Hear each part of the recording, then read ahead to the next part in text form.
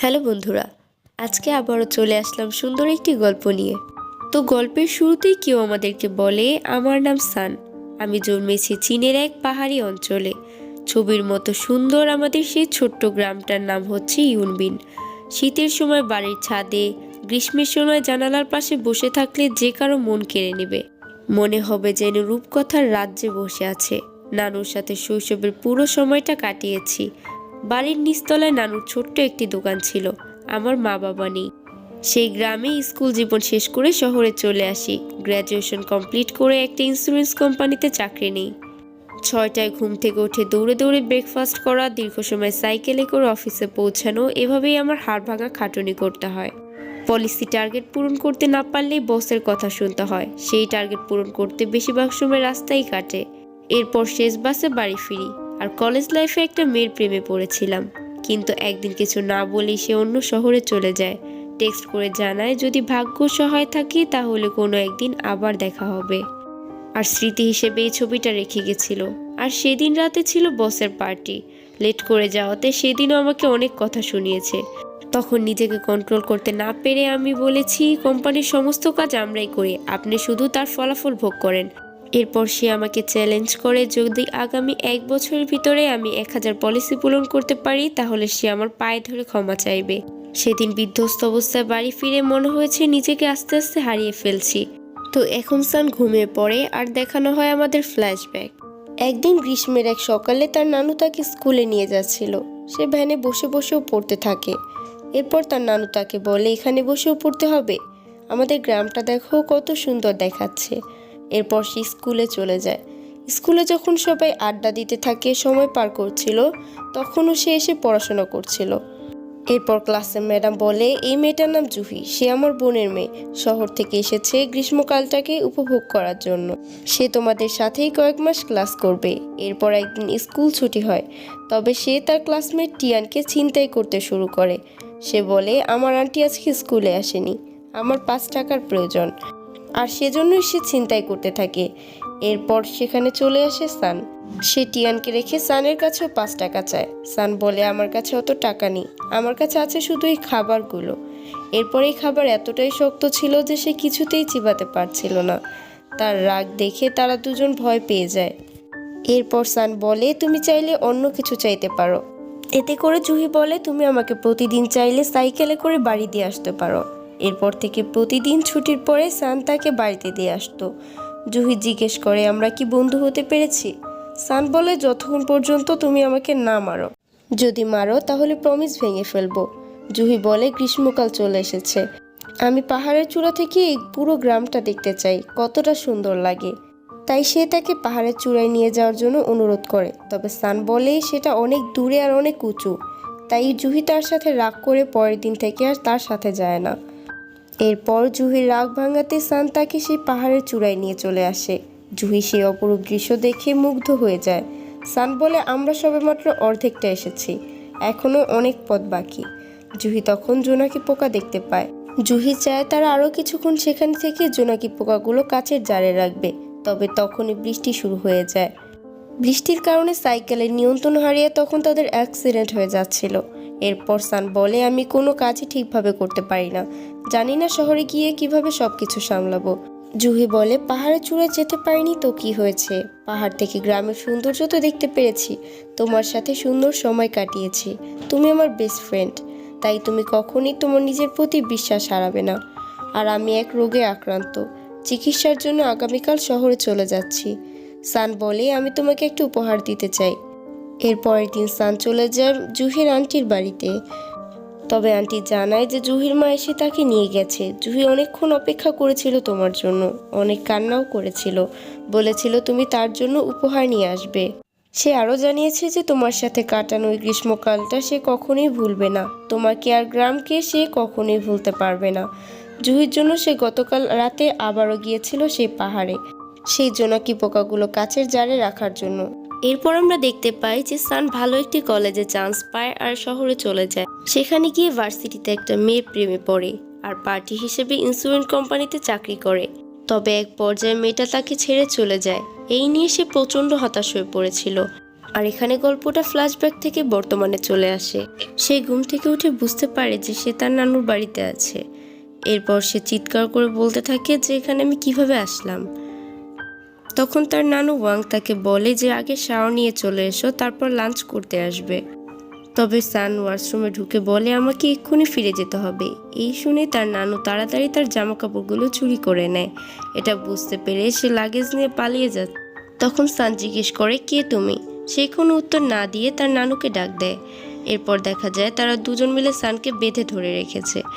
সে বলে আমি চ্যালেঞ্জ করে এসেছি, 1 বছর 1000 ইন্স্যুরেন্স পলিসি করে দেখাবো। যদি করতে না পারি তাহলে তার পায়ে ধরতে হবে। এই শুনে তার নানু তাকে বলে কখন আমার পা ধরে আশীর্বাদ চাওনি, আর এখন লেখাপড়া করে অন্যের মানুষের পা ধরতে গিয়েছ। সেই অচেনা মেয়েটা তাকে বলে তুমি শহরে কতজনকে চেনো? হাতে গোনা 4-5 জন হতে পারে, আর এই গ্রামে 40,000 মানুষজন রয়েছে। তুমি চাইলেই গ্রাম থেকে 1000 পলিসি টার্গেট পূরণ করতে পারবে। আজ থেকে এই কাজ শুরু করতে হবে। আমাদের প্রথম টার্গেট হচ্ছে টিয়ান নামের এক লোক, যে ছিল তোমার ক্লাসমেট। এরপর সান তাকে চিনতে পারে। সে বলে তুমি নিশ্চয়ই জুহি। মেয়েটা বলে এতক্ষণে আমাকে চিনতে পেরেছ।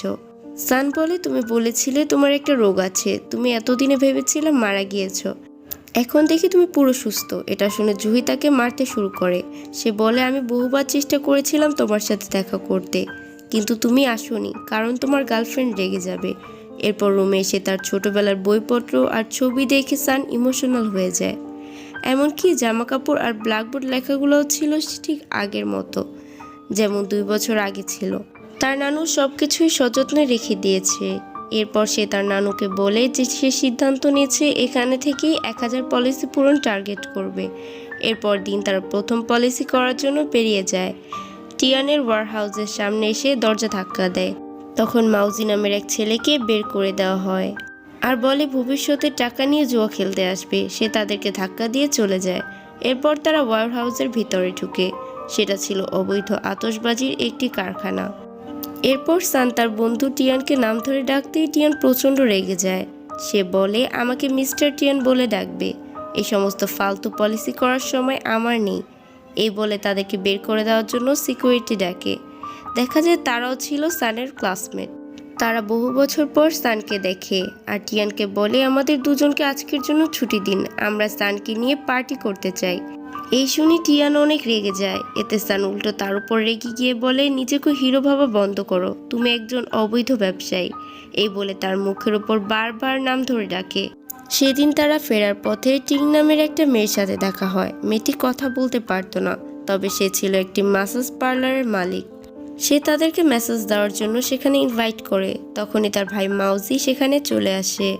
সে তাড়াতাড়ি টাকার খাম বের করে তার হাতে দিয়ে দেয়, তবে সে তাদেরকে ধাক্কা দিচ্ছিল। এতে করে জুহি আর মাউজির মধ্যে ঝগড়া বেঁধে যায়।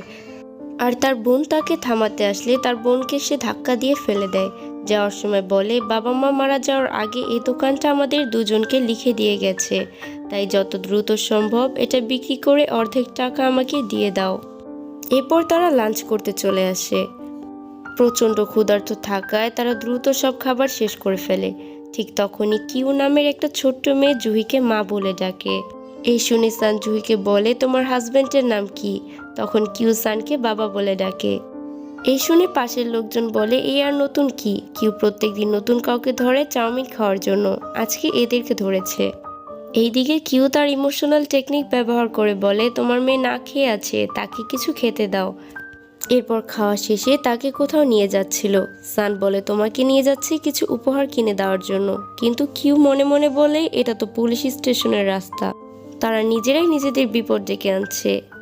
থানায় লম্বা লাইন থাকায় তারা সেখানেই ঘুমিয়ে পড়ে। অফিসার তাদের প্রবলেম জিজ্ঞেস করে, তার আগে কিউ বলে এ দুজন আমার মা বাবা, তারা ঝগড়া করে বলে এখন আমাকে অস্বীকার করেছে। এই শুনে অফিসার সানকে বলে সেজন্য তার মেয়েকে বাড়ি নিয়ে সোজা চলে যায়। তাই তারা বাধ্য হয়ে কিউকে নিয়ে বাড়ির দিকে রওনা হয়। এ সময় আমরা দেখতে পাই ওয়েং এর সাথে কিউর খুব ভালো সম্পর্ক ছিল। সে ওয়েংকে বলে এটা যে তোমার বাড়ি তা তো জানতামই না। ওয়েং বলে তোমার ক্ষুধা লাগলে তুমি আমার কাছে চলে আসবে, যদি কোনো খারাপ লোকের হাতে পড়ে যাও তাহলে তারা তোমাকে বিক্রি করে দিবে, আর আজকে এখানেই থেকে যাও। পরদিন কিউ সানকে বলে তোমার মা আমাকে খুব ভালোবাসে, এজন্য তোমার একটা উপকার করতে পারি, তা হলো মিস্টার টিয়ানের একটা দুর্বলতা আছে, যদি তাকে সাহায্য করতে পারো তাহলে সে হয়তো খুশি হয়ে পলিসি কিনতে রাজি হবে। এই বলে তাদেরকে নিয়ে আসে একটি বাড়ির সামনে। বলে এই বাড়িতে থাকে শাওজিন নামের একটি সুন্দরী মেয়ে, আর টিয়ান তাকে পছন্দ করে কিন্তু ভয়ে প্রপোজ করতে পারে না। তাই শাওজিনকে দেখার জন্য মিস্ত্রির ছদ্মবেশে আসে টিয়ান। সে টিয়ানকে দেখিয়ে বলে যে এই কাজটি 2 দিনেই করা যেত, কিন্তু সে ইচ্ছাকৃতভাবে ইটগুলো ফেলে দেয়। সে সানকে বলে এখন তোমরাই বলো যে কি করা উচিত। তাই এর পরের দিন তারা চলে আসে টিয়ানের সেই ওয়ার হাউসে। টিয়ানকে জানায় তার ছদ্মবেশী মিস্ত্রির কাহিনী তারা জেনে গিয়েছে, আর তার লাভ স্টোরি কমপ্লিট করতে তারা সাহায্য করবে। এই শুনে টিয়ান খুশি হয়ে যায় আর বলে কাজটি সফল হলে এখান থেকে 34 জন মানুষের জন্য সে পলিসি কিনবে। তাই পরের দিন থেকেই তারা শাওজিনকে ফলো করা শুরু করে দেয়। দেখে সবাই লাইন ধরে টিকিট কাটছে।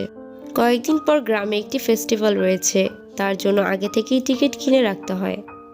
তবে কিছুক্ষণের মধ্যেই সব টিকিট সোল্ড আউট হয়ে যায়। শাওজিন টিকিট পায় না, তাই সে মন খারাপ করে চলে যাচ্ছিল। কিছুক্ষণ পর জুহির আন্টি সেখানে চলে আসে আর বলে তোমাদের জন্য 2টো টিকিট কিনেছি। সেই টিকিট সান নিয়ে আসে টিয়ানের কাছে।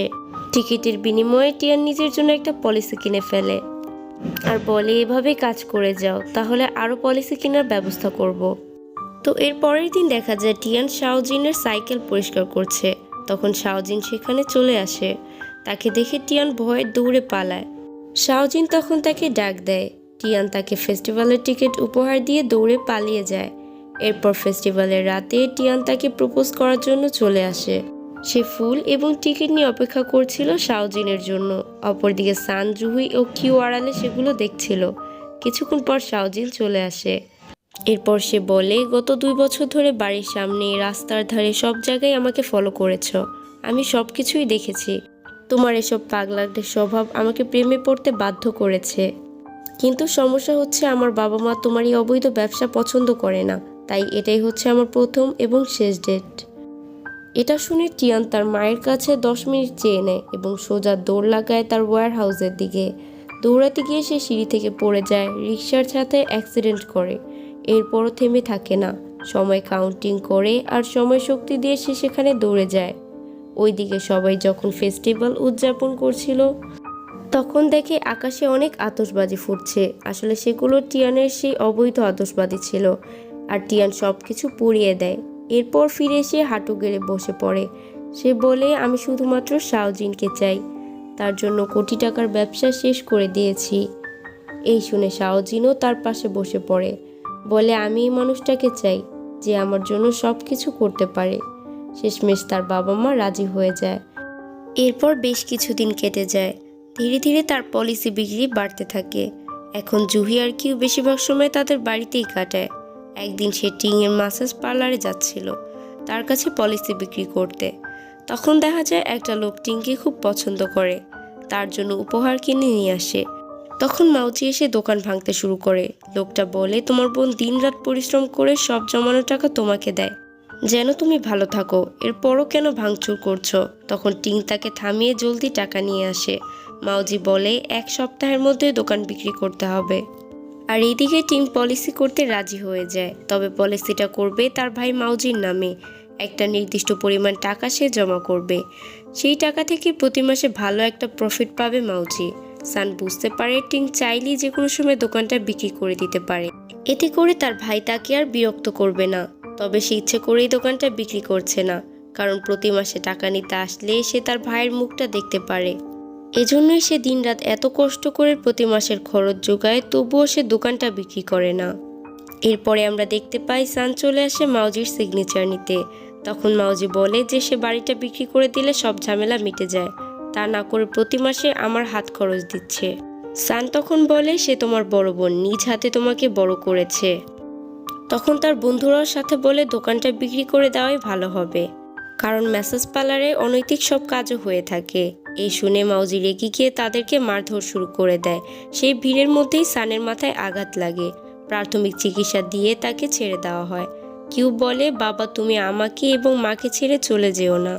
তখন মাউজি তার পলিসি পেপারে সাইন করার জন্য রাজি হয়ে যায়। এই বলে কিউকে সে আদর করে, তবে সে মারপিট করে বলে কিউ তাকে পছন্দ করে না। এরপর একদিন তারা বাড়ি ফেরার পথে সানের এক্স গার্লফ্রেন্ডের সাথে তাদের দেখা হয়। সে বলে, অবাক হওয়ার কিছু নেই, তুমি সবসময় গ্রামের সৌন্দর্য নিয়ে প্রশংসা করতে, তাই আমি তোমাদের ইউনবিন গ্রামটা দেখতে এসেছি। মেয়েটি আরও বলে, আমাকে ডিনারের জন্য অফার করতে পারো, আমি কিছুই খাইনি। তখন কিউ বলে, তুমি নিশ্চয়ই আমার বাবা মাকে ডিস্টার্ব করতে এসেছো, তাই নানুর বাড়িতে যেতে হবে না, আমার বাড়িতে চলো। এরপর তারা সবাই কিউয়ের বাড়িতে চলে আসে। কিউ তাদেরকে বসিয়েও চাউমিন রান্না করতে যায়। মেয়েটা বলে সানের উচিত তার সাথে যাওয়া, সান শিক্ষিত, ভালো একটা চাকরি করতে পারবে। জুহি বলে, সান শহরে খুবই বাজে অবস্থায় ছিল, গ্রামে এসে খুব ভালো করেছে, খুব শীঘ্রই তার পলিসি টার্গেট পূরণ করতে পারবে। তখন মেয়েটা জানতে চায় যে জুহি তার সম্পর্কে কি হয়। সে সানকে বলে তাদের সম্পর্কের কথা বলতে। সান কিছু বুঝতে না পেরে কিউয়ের কাছে চলে যায়। তবে কিউ রেগে সানকে বেরিয়ে যেতে বলে। সান তাকে কিছু টাকা দিলে সে সেখানে থাকতে দেয়। এরপর চাউমিন নিয়ে আসলে জুহি জিজ্ঞেস করে, তুমি কি এখনো ওকে চাও? এই শুনে সে কিউয়ের কাছে আবারও চলে যায়, আবারও কিছু টাকা দিয়ে কিছুক্ষণের জন্য লুকিয়ে থাকে। এরপর বৃষ্টি শুরু হলে সে তাদেরকে ভেতরে যেতে বলে, কিন্তু জুহি জিজ্ঞেস করে, সত্যি করে বলো তুমি কাকে চাও? তখন সে ছাতা এনে জুহির উপরে ধরে। বাড়ি ফিরে জুহি প্রচণ্ড রেগেছিল। তবে পরের দিন সকালেই মেয়েটা বিদায় নিয়ে চলে যায়। জুহি বলে, এখন কান্না করলে না কেন? এতে করে সান বলে যে যেতে চায় তাকে চোখের পানি দিয়ে আটকানো যায় না। এই বলে তারা বাড়ির দিকে চলে যায়।